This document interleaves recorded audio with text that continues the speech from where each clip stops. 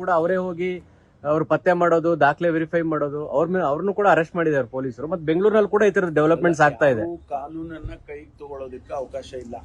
ಪೊಲೀಸಿಗೆ information ಕೊಡ್ಬೋದು. ಪೊಲೀಸಿಗೆ ನೋಡಿ ಇಂಥವ್ರು ಅಲ್ಲಿ ಬಾಂಗ್ಲಾದೇಶದವ್ರು ಇದ್ದಾರೆ, ಅವ್ರು ಐಡೆಂಟಿಫೈ ಮಾಡಿ ಅವ್ರ ಮೇಲೆ ಕ್ರಮ ತಗೊಳ್ಳಿ ಅಂತ ಪೊಲೀಸ್ನವ್ರಿಗೆ ಹೇಳ್ಬೋದು. ಬಿಟ್ರೆ ಅವರೇ ಏನಕ್ಕೆ ಮಾಡೋದಕ್ಕೆ ಆಗೋದಿಲ್ಲ. ಅವರು ಡಿಪೋರ್ಟ್ ಮಾಡೋಕ್ಕಾಗುತ್ತೆ ಅವ್ರಿಗೆ? ಅವರು ಪೊಲೀಸ್ಗೆ ಹೇಳಬೇಕು. ಮತ್ತು ಅವ್ರನ್ನೇನಾದರೂ ಬೇರೆ ಮಿಸ್ಬಿಹೇವ್ ಮಾಡೋದು, ಅವ್ರನ್ನ ಹೊಡೆಯೋದು ಬಡಿಯೋದು ಮಾಡಿದ್ರೆ ಅವ್ರ ಮೇಲೆ ಕ್ರಮ ತಗೊಂತೀವಿ. ಅವ್ರಿಗೆ ಆ ಅಧಿಕಾರ ನಾವು ಕೊಟ್ಟಿಲ್ಲ. ಯಾರಾದರೂ ಇರಲಿ, ಭಾರತೀಯ ಜನತಾ ಪಾರ್ಟಿಯವರಾಗಲಿ ಅಥವಾ ಬೇರೆಯವರಾಗಲಿ, ಅವರನ್ನ ಮ್ಯಾನ್ ಹ್ಯಾಂಡಲ್ ಮಾಡೋದಕ್ಕೆ ಅದಕ್ಕೆಲ್ಲ ಅವಕಾಶ ಇಲ್ಲ. ನಮಗೆ ಪೊಲೀಸ್ನವ್ರಿಗೆ ಹೇಳಿದ್ರೆ ನಾವು ಅವು ಕ್ರಮ ತಗೊಳ್ತೀವಿ. ಸರಿ, ಅಂಕಿಅಂಶಗಳನ್ನೇನಾದ್ರು ಬಿಡುಗಡೆ ಮಾಡ್ತೀರಾ ಅಂತ ಸರ್? ಎಷ್ಟು ಜನನ ರಿಪೋರ್ಟ್ ಮಾಡಿದ್ರಿ, ಎಷ್ಟು? ಅದು ನಾನು ಮಾಡ್ತೇನೆ. ಇದನ್ನ ಕಲೆಕ್ಟ್ ಮಾಡಿಕೊಂಡು ಅಂಶ ಇಲ್ಲ, ನಾನು DG ಅವ್ರಿಗೆ ಹೇಳ್ತೀನಿ, ಇಲ್ಲ ಕಮಿಷನರ್ಗೆ ಹೇಳ್ತೀನಿ, ಅವರೇ ಬಿಡುಗಡೆ ಮಾಡ್ತಾರೆ. ಸ್ಪೆಷಲ್ ಆಗಿ ನಮಗೆ ಯಾರೆಲ್ಲ ಸಿಕ್ಕಿದ್ದಾರೆ ಅವ್ರನ್ನ ಬಿಡುಗಡೆ ಮಾಡ್ತಾರೆ. ತುಮಕೂರಲ್ಲಿ ಕ್ರೀಡಾ ಹೋಗ್ತಾರೆ, ಅಧ್ಯಕ್ಷರು ಹೋಗ್ತಾರೆ ಮತ್ತು CM ಹೋಗ್ತಾರೆ. ರಾಹುಲ್ ಗಾಂಧಿ ಅವರು ತಮಿಳುನಾಡುಗಳಲ್ಲೇನೋ ಹೋಗ್ತಾ ಇದ್ದಾರೆ ಅಂತ ಹೇಳಿ ಅವರು ಟ್ರಾನ್ಸಿಟ್ ಅಲ್ಲಿ ಇರ್ತಾರೆ, ಮೈಸೂರಲ್ಲಿ, ಅಲ್ಲಿ ಭೇಟಿ ಮಾಡ್ತಾರೆ. ಭೇಟಿ ಆಗ್ಬೇಕು ಅಂತ ಸೌಜನ್ಯದ ಭೇಟಿ. ಕೆಪಿಸಿಸಿಯ ದೀರ್ಘಾವಧಿ ಅಧ್ಯಕ್ಷರಾಗಿದ್ದಂತ ಪರಮೇಶ್ವರ್ ಅವರನ್ನು ಭೇಟಿ ಮಾಡ್ತಾ ಇರ್ಬೇಕು. ಯಾರು? ರಾಹುಲ್ ಗಾಂಧಿ ಅವ್ರ ಭೇಟಿಗೆ ಏನು ಹೋಗ್ತಾ ಇಲ್ವಾ? ಅವಶ್ಯಕತೆ ಬಂದ್ರೆ ಹೋಗ್ತೀನಿ. ಸುಮ್ಮನೆ ಯಾಕೆ ಹೋಗ್ಬೇಕು?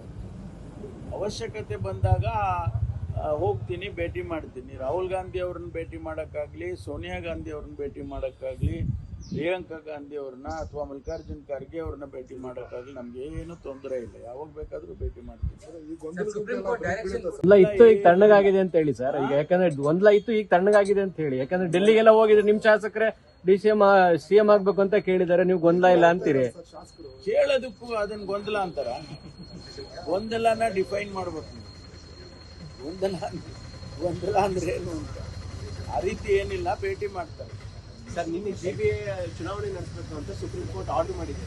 ಅದ್ರ ಪ್ರಿಪರೇಷನ್ ಅಲ್ಲ, ಅದು ಮಾನ್ಯ ಉಪಮುಖ್ಯಮಂತ್ರಿಗಳೇ ಆ ಖಾತೆ ನಿಭಾಯಿಸ್ತಾ ಇರ್ತಕ್ಕಂಥವ್ರು. ಅವ್ರು ಅದನ್ನು ಗಮನಿಸಿ ತೀರ್ಮಾನ ಮಾಡ್ತಾರೆ. ಕ್ಯಾಬಿನೆಟ್ ಅಲ್ಲಿ ತಗೊಂಡು ಬಂದು ಚರ್ಚೆ ಮಾಡಿ ತೀರ್ಮಾನ ಮಾಡ್ತಾರೆ. ಏನು ಅಂತಿಮವಾಗಿ ಆದೇಶ ಮಾಡಿದ್ದಾರೆ ಸುಪ್ರೀಂ ಕೋರ್ಟ್ನಲ್ಲಿ. ಅಂತಿಮ ಆದೇಶ ಅಂತಾನು ಹೇಳಿದ್ದಾರೆ. This is the last order, direction. ಅದನ್ನ ಸರ್ಕಾರ ಗಂಭೀರವಾಗಿ ತಗೊಳುತ್ತೆ. ಚುನಾವಣೆ ಮಾಡಲೇಬೇಕು ಅಂತ ಹೇಳಿದರೆ ಮಾಡೋದಕ್ಕೆ ಏನು ಪ್ರಿಪರೇಷನ್ ಬೇಕು ಅದು ಮಾಡ್ತೀವಿ. ಬಳ್ಳಾರಿ ಘಟನೆ ಇಶ್ಯೂ ಆಗ್ಬಿಡಿದೆ. ಬಿಜೆಪಿ ಅವರ ಪ್ರತಿಭಟನೆ ಮಾಡಿ ನಿನ್ನೆಲ್ಲ ಬೋರ್ಡ್ ಕಿತ್ತಾಕ್ತಿವಿ ಅಂತ ನುಗ್ಗಿದ್ದಾರೆ. ಒಂದು ಶೆಡ್ ಮಹಾತ್ಮ ಗಾಂಧಿ ಸ್ಟೇಡಿಯಂ ಹೆಸರನ್ನು ತೆಗಿತಾರೇನ್ರಿ ಯಾರಾದ್ರೂ? ಆ ರೀತಿ ಆರೋಪ ಮಾಡ್ತಾ ಇದ್ದಾರೆ ಸರ್. ನಾವು ಮಹಾತ್ಮ ಗಾಂಧಿ ಹೆಸರನ್ನು ಇಟ್ಟಿರ್ಬೇಕು ಅಂತ ಹೇಳಿ ನಾವು ಹೋರಾಟ ಮಾಡ್ತಾ ಇದ್ವಿ ಮನ್ರೇಗಾಗಿ.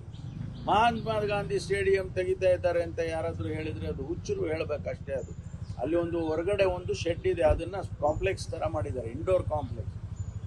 ಸೆಪ್ಟೆಂಬರ್ನಲ್ಲಿ ನನಗೂ ಗೊತ್ತಿಲ್ಲ, ನಮ್ಮ ಅಲ್ಲಿನ ಸ್ಪೋರ್ಟ್ಸ್ ಮೆನ್ಗಳೆಲ್ಲ ಪತ್ರ ಕೊಟ್ಟಿದ್ದಾರೆ, ಎಲ್ಲ ರುಜು ಮಾಡಿ ಪರಮೇಶ್ವರ್ ಹೆಸರು ಇಡಬೇಕು. ನನಗೆ ಗೊತ್ತಿಲ್ಲ.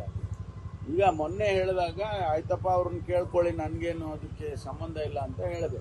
ಅವರು ಇಲ್ಲ ನೀವು ಸ್ಪೋರ್ಟ್ಸ್ ಮೆನ್ ಆಗಿದ್ದವರು, ತುಮಕೂರಿಗೆ ಕ್ರಿಕೆಟ್ ಸ್ಟೇಡಿಯಂ ತರ್ತಾ ಇದ್ದೀರಿ, ಇಂಟರ್ನ್ಯಾಷನಲ್ ಕ್ರಿಕೆಟ್ ಸ್ಟೇಡಿಯಂ ಬಂದಿದೆ, ಆಮೇಲೆ ತುಮಕೂರು ಸ್ಟೇಡಿಯಮ್ಮನ್ನು ನೀವೇ ಮುಂದೆ ನಿಂತ್ಕೊಂಡು ಮಹಾತ್ಮ ಗಾಂಧಿ ಸ್ಟೇಡಿಯಮ್ಮನ್ನು ಭಾಳ ದೊಡ್ಡ ಪ್ರಮಾಣದಲ್ಲಿ ಚೆನ್ನಾಗಿ ಮಾಡಿಕೊಟ್ಟಿದ್ದೀರಿ, ಆಮೇಲೆ ಟೆನ್ನಿಸ್ ಕೋರ್ಟ್ ಮಾಡಿಕೊಟ್ಟಿದ್ದೀರಿ, ಇವೆಲ್ಲ ಮಾಡಿದ್ದೀರಿ, ನಿಮ್ಮ ಹೆಸರು ಇಡ್ತೀವಿ ಅಂದರೆ ನಾವು ನಿಮಗೆ ಬಿಟ್ಟಿದ್ದಪ್ಪ ಅದು ಅಂತ ಹೇಳಿದೆ. ಅದಕ್ಕೆ ಅವರು ಪರಮೇಶ್ವರ್ ರಾಜಕೀಯ ಮಾಡೋಕ್ಕೆ ಹೋದರೆ ಮಹಾತ್ಮ ಗಾಂಧಿ ಸ್ಟೇಡಿಯಂ ಚೇಂಜ್ ಮಾಡೋಕ್ಕಾಗುತ್ತೆ.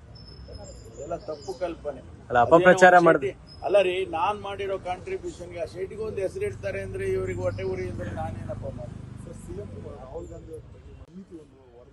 ನೋಡಿ, ನಾನು ಅದನ್ನ ಲಿಸ್ಟನ್ನೇ ತರಿಸ್ಕೊಂಡು ನೋಡಿದ್ದೇನೆ.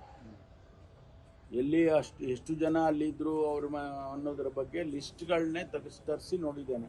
ಅದರಲ್ಲಿ ಯಾವುದೇ ಬಾಂಗ್ಲಾದೇಶಿಗಳಿಲ್ಲ ಅಂತೇಳಿ ಹೇಳಿದ್ದಾರೆ. ಹಾಗಾಗಿ ಅಲ್ಲಿ ಅವರು ಬಾಂಗ್ಲಾದೇಶಿಗರಿದ್ದು ಅನ್ನೋ ಮಾತು ಸತ್ಯಕ್ಕೆ ದೂರವಾಗಿರೋದು. ನಾಳೆ ಸ್ಪೆಷಲ್ ಕ್ಯಾಬಿನೆಟ್ ಕರೆದಿದ್ದಾರೆ ಸರ್. ಪಾದಯಾತ್ರೆಗೆ ಮುಂದಾಗಿದ್ರೆ ವಿಜೇಂದ್ರ ಅವರು ಹೈಕಮಾಂಡ್ ಪತ್ರ ಬರೆದಿದ್ದಾರೆ, ನಾವು ಪಾದಯಾತ್ರೆ ಮಾಡ್ತೀವಿ ಬಳ್ಳಾರಿಯಿಂದ ಬೆಂಗಳೂರಿಗೆ. ಅವರು ಪಾದಯಾತ್ರೆ ಮಾಡೋದಕ್ಕೆ ನಾವೇನು ಹೇಳಕ್ಕಾಗುತ್ತೆ? ನಾವು ಮಾಡಿದ್ವಿ, ಬೆಂಗಳೂರಿಂದ ಬಳ್ಳಾರಿಗೆ ನಾವು ಮಾಡಿದ್ವಿ. ಅವರು ಮಾಡ್ತಾರೆ ಪಾದಯಾತ್ರೆ ಮಾಡೋದಕ್ಕೆ. ನೀವು ಮಾಡುವಾಗ ಆದಂತ ಘಟನೆಗೂ ಈಗ ಒಂದು ಘಟನೆ ಹಿಡ್ಕೊಂಡು ಅವ್ರು ಮಾಡ್ತಾ ಇರುವಂತ ಮುಂದಾಗಿರುವಂತ ಪಾದಯಾತ್ರೆಗೂ ಹೋಲಿಕೆ ಸಾಧ್ಯನಾ ಸರ್? ಅವತ್ತು ಪರಿಸ್ಥಿತಿ ನಾವು ಹೋಲಿಸೋದಕ್ಕಾಗೋದಿಲ್ಲ. ವಿಷಯಗಳು ಮುಖ್ಯ. ನಾವು ಮಾಡಿದ್ದು ಅಲ್ಲಿ ಅನಧಿಕೃತವಾಗಿ ಗಣಿಗಾರಿಕೆ ನಡೀತಾ ಇದೆ, ರಾಜ್ಯದ ಸಂಪತ್ತು ಲೂಟಿ ಆಗ್ತಾ ಇದೆ ಅಂತ ಹೇಳಿ ನಾವು ಮಾಡಿದ್ದು. ಅವರು ಒಂದು ಸಣ್ಣ ವಿಷಯವನ್ನ ಇಟ್ಕೊಂಡು ಮಾಡ್ತಿದ್ದಾರೆ. ಅದನ್ನ ನಮಗೆ ಪೊಲೀಸ್ನವರಿಗೆ ಅಥವಾ ಸರ್ಕಾರಕ್ಕೆ ಬಿಟ್ಟರೆ ಅದನ್ನ ಹ್ಯಾಂಡಲ್ ಮಾಡ್ತೀವಿ. ಈಗಾಗಲೇ ಅದ್ರ ಏನು ಕ್ರಮ ತಗೋಬೇಕು ತಗೊಂಡಿದ್ದೀವಿ. ಸರ್ ಪರ್ಮಿಷನ್ ಕೊಡ್ತೀರಾ ಪಾದಯಾತ್ರೆಗೆ ಅಂತ? ಅದು ಅಲ್ಲಿ ಸ್ಥಳೀಯ ಪೊಲೀಸರು ನಿರ್ಧಾರ ಮಾಡ್ತಾರೆ. ನಾಳೆ ಸ್ಪೆಷಲ್ ಕ್ಯಾಬಿನೆಟ್ ಕರೆದಿರಿ ಸರ್. ಬಡಾವಣೆಯಲ್ಲಿ